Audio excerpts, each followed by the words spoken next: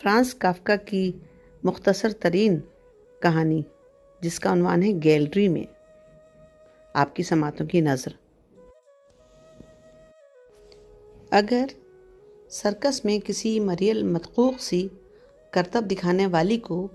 کوئی کوڑا گھماتا ہوا بے درد رنگ ماسٹر کسی بدلگام گھوڑے کی پیٹھ پر بٹھا کر مجبور کرتا کہ وہ کبھی سیر نہ ہونے والے تماشائیوں کے سامنے مہینوں تک رکے بغیر چکر پر چکر لگائے جائے، گھوڑے پر زناٹے کے ساتھ گھومتی رہے، بوسے اچھالتی رہے، اس کی کمر جھٹکے کھاتی رہے، اور اگر ایسا لگتا کہ یہ تماشا اکتا دینے والے مستقبل کے لامتناہی راستے پر اسی طرح چلتا رہے گا اور اسی طرح آرکیسٹرا گرجتا رہے گا اور ہوادان بھن بھناتے رہیں گے اور تماشائیوں کی تالیوں کا رہ رہ کے دبتا اور پھر سے ابھرتا ہوا شور کانوں میں ہتھوڑے چلاتا رہے گا، تب شاید گیلری کا کوئی نوجوان تماشائی ساری قطاروں کے زینے پھلانگتا ہوا اترتا،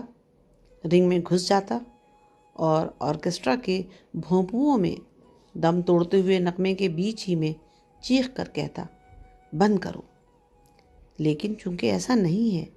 ایک شہابی رنگت والی خوبصورت بیوی کے لیے دو مغرور وردی پوش ملازم پردے سرکاتے ہیں اور وہ ان کے درمیان سے خرامہ خرامہ نمودار ہوتی ہے۔ رنگ ماسٹر اس کی نظر پڑتے ہی مؤدب ہو کر کسی پالتو جانور کی سی جانثاری دکھاتا ہوا اس کی طرف لپکتا ہے، اسے اتنی آہستگی سے اٹھا کر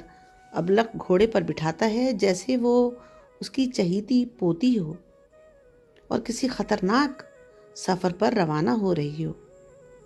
وہ اپنے کوڑے سے سگنل دیتے ہچکچاتا ہے،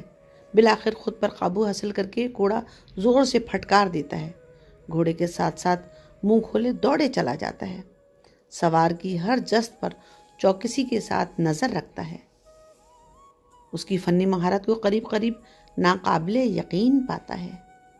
اس کو خبردار کرنے کے لیے انگریزی کے نعرے لگاتا ہے، حلقہ بردار سائسوں کو ڈپٹ ڈپٹ کر قریب رہنے کی تاکید کرتا جاتا ہے،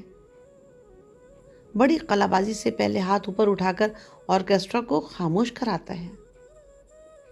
آخر میں ننھی بی بی کو اس کے کانپتے ہوئے گھوڑے پر سے اتارتا ہے، اس کے گالوں پر پیار کرتا ہے اور تماشائیوں کے تمام شور تحسین کو بس یوں ہی سا کافی سمجھتا ہے، اور خود وہ بی بی اس کا سہارا لے کر غبار کے بادلوں میں پنجوں کے بل کھڑی ہوتی ہوئی، ہاتھ پھیلائے ہوئے اور چھوٹا سا سر اٹھائے ہوئے پورے سرکس کو اپنی فتح میں شریک ہونے کی دعوت دیتی ہے۔ چونکہ ایسا ہے، اس لیے گیلری کا تماشائی اپنے سامنے کے کٹہرے پر چہرہ ٹیک دیتا ہے، اختتامی موسیقی میں